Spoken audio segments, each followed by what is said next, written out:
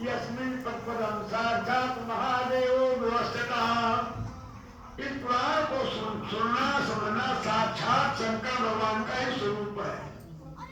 पुराणम सतकोटि तुम लक्षण मया लक्षण तस्यात् जातस्य सारो व्यासेन कीर्तितः। इस पुराण में 1 करोड़ श्लोक थे पहले, 1 करोड़, फिर 1 लाख रखे गए। अब इनमें छाट छूट करके 81,000 श्लोक में अभी है। इनमें कई खंड हैं। पहले खंड का नाम है माहेश्वर खंड। इस माहेश्वर खंड में 12,000 श्लोक कर दें। फिर उसके बाद में केदार खंड है। केदार खंड महात्मा केदार का वर्णन विशेष है। दक्ष यज्ञ की कथा है, शिवलिंगासन की कथा है, समुद्र मंथन की कथा इसमें है, पार्वती उपाख्यान है, शिव पार्वती विवाह का वर्णन है, खदानंद की उत्पत्ति का वर्णन है। इसके बाद कुमार महात्मा खंड पंचतीर्थ का वर्णन है। फिर मही सागर संगम का वर्णन में है। तारक सुख तारका सुख का युद्ध का वर्णन है। तारक वध का वर्णन है। ये सब माहेश्वर खंड में आ रहा है। माहेश्वर खंड में खासुर वध की कथा है, तीर्थ यात्रा का की समाप्ति है। फिर इसके बाद ये माहेश्वर खंड पूरा होता है, जो कि ये वैष्णव खंड, फिर वैष्णव खंड है। वैष्णव खंड क्या नाम मेषो भूमि बारा हस्माख्यातम प्रकृतितम प्रथमम भूमि बारा समाख्यातम प्रकृतितम। इस वैष्णव में भूमि बारा वर्णन है, बारा का वर्णन, भूमि बारा आख्यान वर्णन पापनाशक है। सबसे विस्तार से ही अम्बरीश की कथा है, मार्तांडे की कथा है, इंद्रदुम्न की कथा है, जैमिन नारद का संवाद है, नरसिंह का वर्णन है।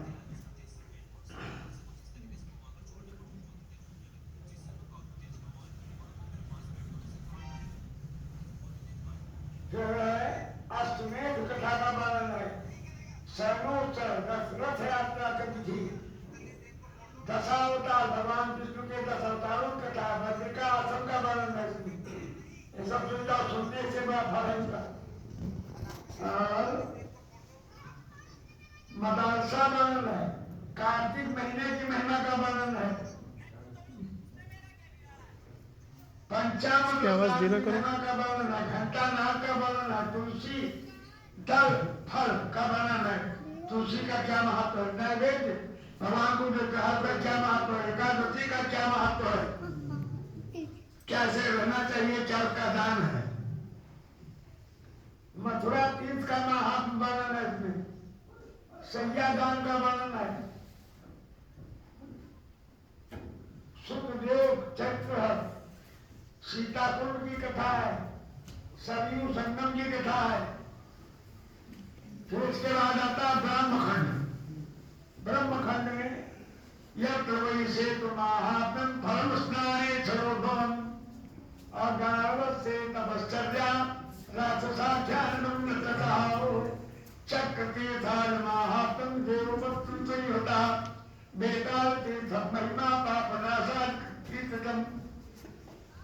ये भगवान वर्णन क्या क्या वर्णन है इसमें, चक्र तीर्थ सारण का वर्णन है, बेताल तीर्थ का वर्णन है, गंगा जी का महावर्णन है, शेख बंध रामेश्वर का वर्णन है, चतुर्मास का वर्णन है, दान की गुणवत्ता का वर्णन है, बहुत से भक्तों का वर्णन इसमें सुनाया जाएगा।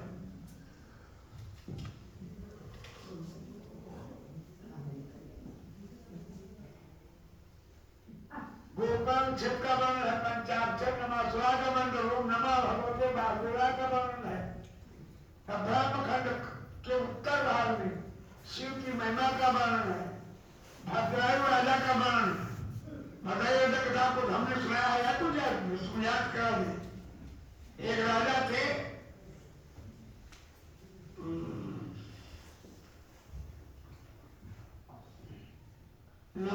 भूल गया। उनके एक रानी हुई, रानी के लड़का पैदा हुआ, पैदा होते ही रानी की विधवा हो कोढ़ी हो गई, उनका पुत्र कोढ़ी हो गया था। उन्होंने रानी को त्याग दिया था और रानी को बनिया में पाला था। उस लड़के को ऋषभ भगवान ने जो जीवन दिया है उसको उसका कोढ़ दूर किया है। वही आगे भद्राई नाम के राजा शिव पुराण में इस कथा को संक्षिप्ता को सुनाया गया है। नहीं याद है? सुना देखो। नहीं, चलो चलो सुनाते हैं फिर से। श्री कृष्ण गोविंद हरे मुरारे, श्री कृष्ण गोविंद हरे मुरारे, हे नाथ नारायण वासुदेव, हे नाथ नारायण वासुदेव, गोविंद हरे मुरारे, गोविंद गोविंद हरे मुरारे, हे नाथ नारायण वासुदेव। हे नाथ नारायण वासुदेव। राजा थे, उनके बड़ी सुंदरी रानी थी। वो रानी बहुत प्रिय राजा को थी। पर जब उसके पुत्र का जन्म हुआ तो जन्म लेते ही पुत्र कोढ़ी पैदा हुआ। कुछ लोग से पीड़ित था और रानी उस पुत्र को जन्म देते ही कोढ़ी हो गई। अरे मंत्रियों द्वारा समाचार मिला कि राजकुमार कोढ़ी हुआ है और रानी भी कोढ़ी हो गई। तो राजा ने उस अपनी रानी को पुत्र को जंगल में छुड़ा दिया अच्छा, और अपना दूसरा विवाह कर लिया। हाँ, अब वो बालक चिल्ला रहा है, उसकी माता चिल्ला रही है। एक वैश्य का नाम था पद्माकर, हाँ, वो भी संतान थे। वो गए उस रानी को, उस लड़के को ले आए, अपने घर पालने लगे। हाँ, दोनों का इलाज कराया। हाँ, रानी का कोर्स समाप्त हो गया पर राजकुमार मर गया। अरे जब राजकुमार मर गया तो उसकी लाश लेकर के रानी गई और श्मशान घाट पर 3 दिन 3 रात रोके गई।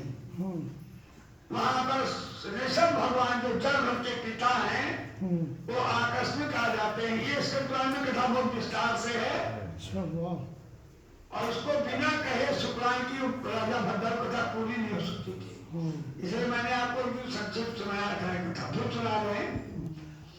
तो उन्होंने उस रानी से कहा कि वो क्यों का पुत्र मर गया है। हाँ, कहा जो मर जाता वो जिंदा नहीं होता है। हाँ, ये रानी को देखकर उन्होंने उसके शरीर में भस्म लगाई और जीवित कर दिया। वाह, मुंह में थोड़ी भस्म डाल दिया। वो बालक जिंदा हो गया। कुछ दिनों के बाद ऋषभ फिर उसको देखने आए तो उसके शरीर में फिर भस्म लगाया। कहा इसके 12,000 हाथी का बल हो गया। वाह, फिर आगे छतरी है तो भी यही होगा। फिर तीसरी बार फिर आए तो उसको एक तलवार और एक शंख दिया।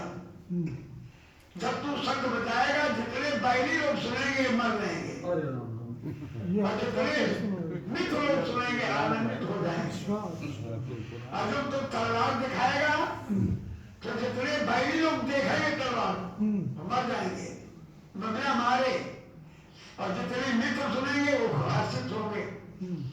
ऐसा भद्रायु वो बालक, उसका नामकरण किया भद्रायु। भद्रायु माने सज्जन पुरुष के द्वारा उसको आयु प्राप्त हुई है। वाह, तो अब एक दिन वो जो राजा थे उनके पर मगध देश के राजा ने चढ़ाई कर दिया उनके पिता पर और उनको कैद कर लिया। चिल्ला रहे थे बचाओ बचाओ। ये बालक ने देखा कोई चिल्ला रहा है तो दौड़ के हम हो गया। ये जानता नहीं है हमारे पिताजी हैं, न वो जानता हमारी सौतेली माता है। वो जाकर के 9 छोड़ी सेना को उसी शंख और तलवार के बल पर परास्त कर दिया। शंख बजाओ जब तक सुना पड़े तो मर जाए, तलवार जब दिखाओ जब तक जाके मर जाए। और मगध देश के राजा को गिरफ्तार कर लिया और अपने पिता को हथकड़ी खोल दी। उन्होंने पूछा तुम कौन होगा, इसकी परिचय की कोई जरूरत नहीं है, अपन काम करो। हमारा धर्म था, मैंने आपका साथ दिया। वो जानता भी नहीं, अपना परिचय दिया। कुछ दिनों के बाद फिर ऋषभ भगवान आए और उस बालक का विवाह तय किया राजा नल दमयंती की पोती से। अच्छा। पोती से विवाह तय किया। विवाह में बहनिया ने राजा को निमंत्रण भेजा। राजा जब आए निमंत्रण में क्या देखा, ये तो वही बालक है आज नवलोक जिसने हमको नवसैनिक सेना मार के छुड़ाया था। तो कहा ये तुम्हारा बालक है, तुम बनिया हो, तुम्हारे घर में ऐसा पुत्र हुआ है। तो उसने कहा मेरा पुत्र नहीं है, मैं पहले जानता था तो तुम नहीं हो सकते हो। तो ये किसका बालक है? तो उसने कहा हम ये नहीं जानते किसका बालक है, लेकिन जन्म पाते कोढ़ी हो गया था। इसकी माता कोढ़ी हो गई थी, हमने इसका पालन पोषण किया है। तब उसे पता चल गया ये तो हमारे पुत्र है। उसको ले गए, राजा बना दिया, अपने वन को चले गए। फिर उनका विवाह हो गया जब, तब आगे शुक्रान में कथा है।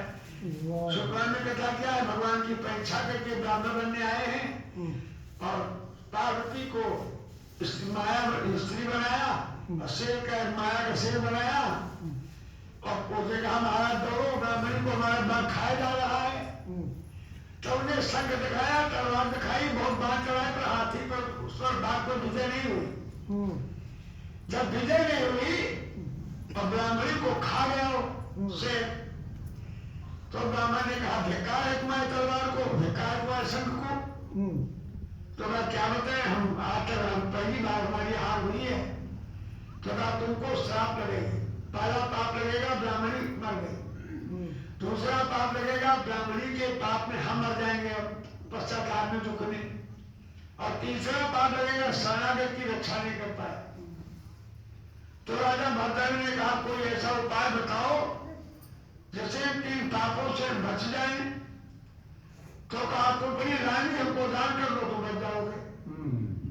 हमारी पत्नी ब्राह्मणी को खा गया से, तो अपनी रानी हमको दान कर दो। तो राजा भरद्वाज ने कहा तुमको नहीं पाप का डर लग रहा है, पराई स्त्री को दान में मांग रहे हो। तो कहा ब्राह्मण है, पाप कर्म को भस्म करना जानते हैं। संध्या काल में रात के पाप भस्म करने का सवेरे का विधान है और दोपहर का विधान, शाम को फिर दिन भर का पाप नष्ट करने का विधान। संध्योपासन लोग आरती करते हैं तीनों काल में, या दो ही काल में करे। दो काल में शांति संध्या में दिन भर का पाप और सुबह की संध्या में रात भर का पाप समाप्त होता। तो देखा फिर अगर पाप समाप्त कर लेते हो तो दान करेंगे। जब दान का संकल्प आ गया तब भगवान शंकर प्रकट हो गए। कहा हम राजा, हम तुम्हारी परीक्षा करने आए थे, हमने तुमको कोर से दूर किया, हमने तुमको ये सब संग दिया है। इस प्रकार से कथा ये विस्तार से कथा को इस मिलेगी।